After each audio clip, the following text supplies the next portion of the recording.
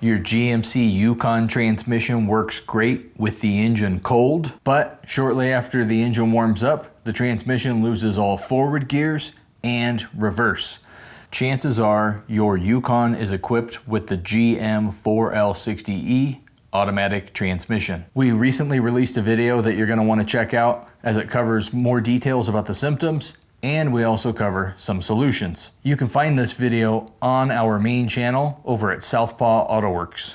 Links to both the channel and this specific video can be found in the video description of this video. My name is Robert, and I will see you over at Southpaw Autoworks. I work hard each and every day. I get lost in the words I say. I don't push pause, no I push play.